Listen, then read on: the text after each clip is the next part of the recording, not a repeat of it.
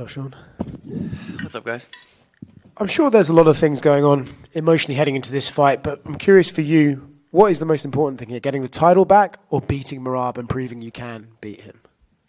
Beating Merab, 100%. Like, I wanted the... Even if Merab would have lost to Umar, like, part of me just wanted the Merab fight back. So, the Merab, for sure. Is part of that because you feel like you came pretty close to actually beating him first time round, and it's just a couple of little adjustments that'll make the difference? No, it's just losing. Like, after the first Cheeto fight, like, I wanted that fight back so bad, but I was like, I knew I'd get it back eventually. It had to make sense, timing. This one's the same thing. It's just like, I just got to get that one back. It's funny, I feel like the narrative's somewhat changing about your first fight. After the first fight, everyone's like, oh, Merab washed him, it was an easy win for Merab. But now people are going back and rewatching it and realizing it was a little closer, especially that fifth round. What do you feel about that first fight, and what do you think people were missing in the moment to not realize it was actually that close? Yeah, I think the second and fourth round were so dominant for him. It just kind of took over the whole fight, which I totally get. Like, I analyze my fights more than anybody, so after I rewatched it, I was like, well, that was a lot closer than people thought. But it doesn't matter if it's close, if you lose. So, yeah, I'm planning on this one not being so close. You talked about the changes you've made in your personal life, lack of social media and all that stuff. How do you feel that will actually play into the performance on Saturday, if at all? Yeah, I don't know. I guess we'll find out, but I feel just overall and a lot. And I never felt like I was in a bad place or sad place or dark place. I always felt pretty good, but I always felt like I could feel better, So I think whether it helps performance or not, like, I feel better, so that's all that matters. Physically, I think there was like a video going around of you on crutches a while back there and stuff like that. How much better do you feel for this fight than you were the first time around with Merab? You say crotch? Crutches. Oh, crutch. Like, there's a video going on my crotch. That's not good. Crutches for no, it's yeah. I feel a lot better this fight. This whole camp's been a lot better. Nice. Is your father in your corner for this fight? Yeah. Dad's in the corner. His 60th birthday. That'd probably be the coolest gift I could give him. So he's pumped. Does that just make it all a little bit extra special? Just have him there, or? It does. It'll be cool. He gets nervous before the fight, so it'll be kind of, for me, it'll be kind of funny to watch him in the back, and because all the boys, all the corner, like, we've been through this so many times. Like, we're very calm in the back. It's just, another Saturday night for us, but for him, it'll be funny to watch him pretend to be calm. He'll just be like, best of luck. Sean over here. Outside of all the changes you said you've made to your life, but you had a new son, you saw your daughter get her first stripe, you're building a house. So I guess just outside of the stuff that people have been asking you about, just how's life been in general since that first fight? been good. Nothing to complain about. Had a healthy baby boy a couple weeks ago. Hey, that's just, like, all this stuff is fun, and I get to do this. Like, this is all good, but it's like that Sunday rolls around. It's like back to being dad, back to the family. So, that's all this provides to be able to live the life we get to live, and I'm super grateful for it. But, yeah, it's puts it in perspective what life's all about. That line you said you were too attached to that Suga character that was on the countdown. Is that why you didn't dye the hair or anything for this fight, or you just didn't want to sit down for it? I just didn't want to sit down for it. I love the pink hair. It's fun, but that's a process, and I was just kind of. I thought bringing back the OG hair would be pretty cool too. I think last time I had this was Jose Quinones. The first time I did my hair was June 6, 2020, so almost 5 years ago to the day, and. Yeah, so it was pretty great. I thought bringing back the OG hair was cool. Tim's done some interviews. He said, the lighting was weird. Chael said that you were pulled in all these different directions and just all these distractions and everything. But in other interviews, you seem to kind of stop yourself when you could give excuses. You kind of stop yourself. It's in the past. I just kind of want to. It is what it is. I think is what you say. So it feels like. What is that like? Like, you could give excuses, but you just kind of stop yourself from kind of doing that. Oh, no, my hip was my excuse. I've been saying that. I had a torn labrum. It's like, I walked into that cage confident. I was going to beat Merab. I don't regret walking into that cage. He beat me. It is what it is. My performance wasn't as, I rewatched it. There was things I could have done better. But, in the cage that night, I felt good. I just didn't prepare the way I was supposed to because I wasn't able to. It wasn't because I was fucking around doing other things. I was still at a good camp, disciplined, weight was good, everything was good. Just wasn't able to do what you need to be able to do to fight someone like Merab. And Javier Mendez gave an interview after Umar's loss. He said Merab just knows how to win by, like, whether it's showboating or just holding people against the fence and making it look like he's dominating when, you said it's a lot closer than maybe people think. So how is that an accurate kind of description of how Merab wins? Like, he just kind of knows how to squeak out these wins? I mean, he's definitely a master at getting in positions and kind of doing enough to make it look like he's. I mean, the win streak he's on, you can't talk too much shit about it. He's crazy win streak, beating the best guys. He's winning. That's all that matters. And then there was a video of you going on, I think it was on your YouTube channels. You were watching the rematch between Nate and Conor. Was that just a coincidence? Because even Conor seemed to pick up on it on Twitter. I've been just watching a bunch of fights lately. I don't know. I've just been watching a bunch of fights. And last one for me, Mario's welcoming Patchy Mix to the UFC. What do you make of that fight? And Patchy not only coming into the UFC, but facing against Mario. Yeah, Patchy adding to the bantamweight is sweet. Makes the bantamweight division even that much sweeter. Fighting Mario's tough. He's super tough. I know he got a lot of shit for that Jose Aldo fight, but he's on a tear. Mario is legit, very very high level, very skilled. I'm excited for that fight. Sean over here. Any chance you could move the water bottle out of the way? Appreciate it. A lot of talk about these changes, obviously. Like, how much of that is tied into what you feel you need out of a result? Like, are you just happy that you've made positive things in your life and it's completely unrelated to whether you win or lose this fight? What was your question? Sorry. Just all kind of the changes you made. Did you make those working towards a different result, or is all these things separate in terms of the man you're trying to be and the fighter you're trying to be? Like I said before, I've always felt like I'm a happy person, but I was like, my life is everything's so perfect. Well, I should be even a little bit. I should be more happy. Like, what can I take away to add to my happiness, to my peace? And it was just take away distractions, and that was for me as a person, not necessarily as an athlete, and want to be a better fighter.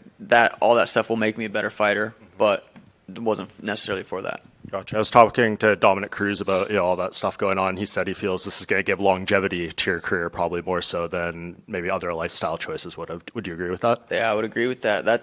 I'm 30 right now. I feel like we haven't got to see me in my prime. This might be the first fight in my prime, but I want to stick around as long as possible, and longevity is on my mind every day.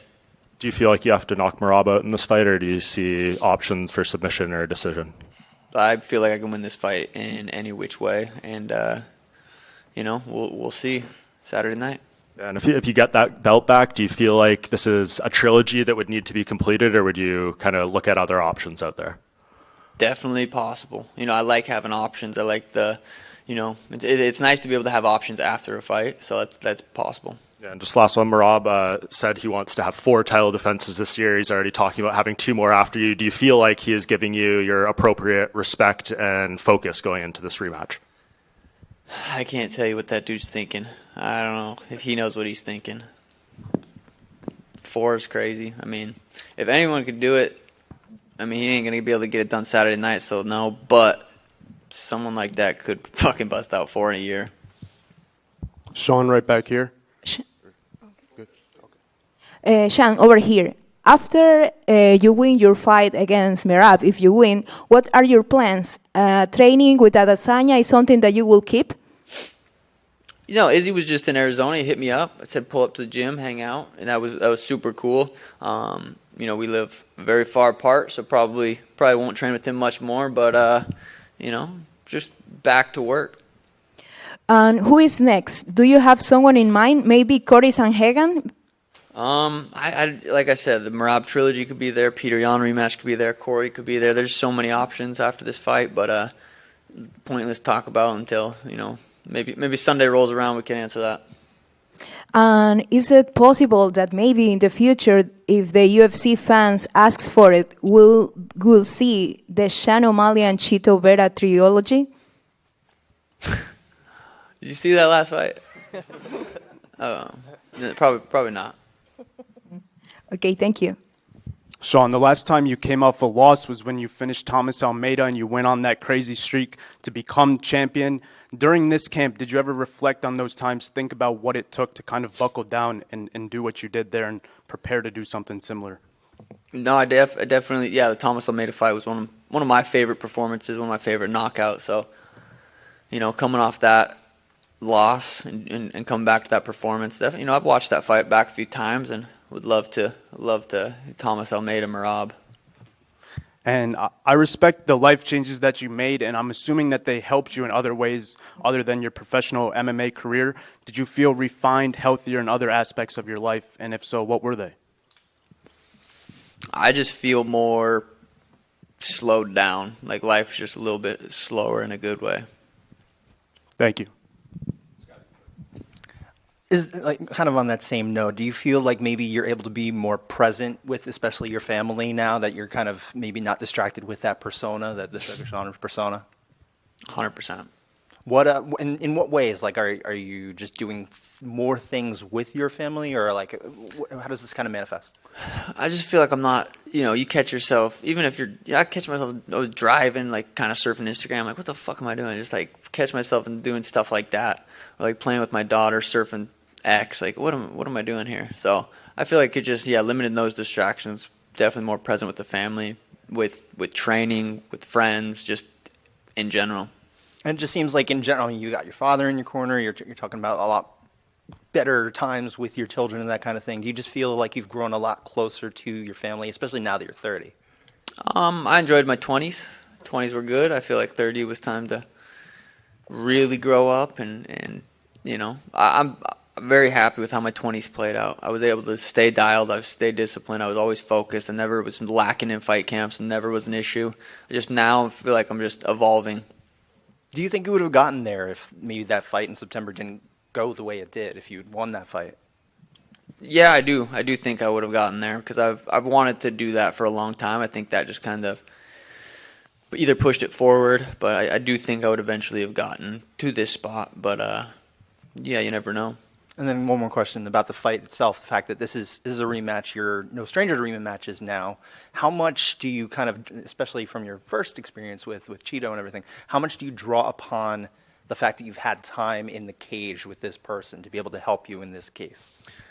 Yeah, I mean, we both had 25 minutes together, so if it helps me, it helps him. But he didn't get the best version of me, so I don't know if he's overlooking me. I don't think he is. I think he knows this is a tough fight. But yeah, I feel like I got a good version of Merab. I think he's in his prime right now. He's had the best performance of his life against Umar. But I don't think he got the best version of me, so I think I can surprise him. Actually, one more question. I mean, we've seen you kind of have some fun in the cage, too. You like to whip out the basketball moves and that kind of thing. Are we still going to see that if you're feeling it, or is that kind of past now? It just comes out when it comes out. I don't plan that shit. Okay, thank you. Just to kind of play off the theme here, I guess, when you gave up these things, you said you were more present, but did you pick up any, like, new hobbies? Did you start maybe reading more? I mean, was there anything that to pass the time? Definitely been playing some poker. Okay. Poker with the boys is a hell of a time. It's, pretty much it. Other than that, everything else is, just a little poker. Was there one that was harder to quit than the others? What's your full list of changes? I mean, what's your list, and which one was maybe the hardest one to give up? They were all, I haven't had an issue with any of them. It's just like, I'm just done with them. Now we're here. That's gaming, social media. Anything else? No, that's about it. Over here. Last time I asked you about Dana White privilege. Do you think that concept still plays a role in how fighters get opportunities in the UFC? I don't know. You have to ask Dana that, but they see potential in people, and if you give the UFC opportunity to if you go get some sweet knockouts, they're gonna post them. It's gonna be all over you. You do some sweet shit, they're gonna post it. They can't make that shit up. That shit I did. Like, I've earned where I'm at, and super grateful for the UFC. Yeah. One other question. Your coach Tim Welch recently said Merab is the best bantamweight of all time. Do you also believe that? I do. Yeah, Merab's the best bantamweight. I think Aljo was. at the time I beat him, and I think Merab is right now too. All right, thank you. Sean, obviously this McGregor thing kind of blew up online, and you watching the Diaz fight. I wonder, like, what do you gauge? I haven't seen it, to be honest. Right. Oh, well, of course you're not on social media. But what do you gauge when you watch that fight? Because I can't think of it as being like a particularly similar matchup stylistically or anything to this rematch between you and Merab. But so I was watching a Conor Nate. I don't know what you're talking about. But I want to tell me what. No, but basically, like this footage of you watching the Conor Nate rematch. Like you mentioned, you've been watching a lot of fights. What is it you gauge from watching that fight in particular? I mean, it doesn't seem like a super similar fight to this one coming up on Saturday. No, yeah, I just been watching a bunch of fights. I didn't even know there was like something. We just have cameras recording so much. I didn't realize like that was a moment that got captured. I've been watching a bunch of fights. Been watching some rematches. Watched Chuck versus Randy. Which I've never watched Chuck Liddell fights. Like obviously I knew who he was, but I've been watching a lot of old school fights. It's been cool. But yeah, I've always taken inspiration from Conor fights. I've watched Conor fights more probably than my fights more, but I've watched a lot of Conor fights. But what did Conor say? Well, he was very complimentary. He was basically comparing the way you're preparing for this fight to how he prepared for Nate too, and it seems as though the relationship's back on track between you two. Hell yeah, I'll take it. Are you happy about that? Like obviously, I know it's been rocky with you two, but it seems like now all good again. I'll forever be a huge Conor fan. I feel grateful to be able to watch his come up like in my generation. Like I watched it happen. So I think we'll look back. I mean, he had one of the craziest careers. So it's cool to be able to watch it happen. While I was getting into the UFC and everything. So yeah. I'm pumped that it's the relationship's back to good. And last thing, you've had a pretty star-studded kind of camp, and people talked about Izzy before, and I know that Demetrius Johnson was over as well. How much I'd imagine DJ probably you can gauge a bit more because he's more your size and someone who can better replicate probably what Merab can do. But how much does it benefit having sort of A-list names like that in the camp? Yeah, I think it's cool just for the guys that train at the gym. You see Israel Adesanya come in and take class, and you see Demetrius come in and roll in the gi. Like, it's just super inspiring to everybody. It was inspiring to me to see how humble they are and, wanting to continue to learn. It was both we trained one session with both of them. It wasn't like, hey, what do you think? What should I do? Hey, like, do this for Merab. Like, it wasn't like that. It was more just kind of random, but it was really, really cool. Oh, and also, do you know what's going to happen with your mate Schmitty after the fight? Is he going to get into the after party? I got a jet home at 3 a.m., brother. There's no after party this time. I'm going straight home. Thank you. Sean, over here. Looking back at your previous fight, is there a specific thing that you have learned that you think that will be crucial for this fight against Merab, the rematch? I go with this kind of mindset every fight. It's like every time I fight someone, most of the time, it's like for them to take me down. Like, don't let him touch me. Don't let him touch me. If he doesn't touch me, I win the fight. So it's the same mindset I went in with Aljo. I just saw a video of you and your team doing this atmosphere of the fight. Whose idea was this? It was something to motivate you or to manage the pressure of this rematch?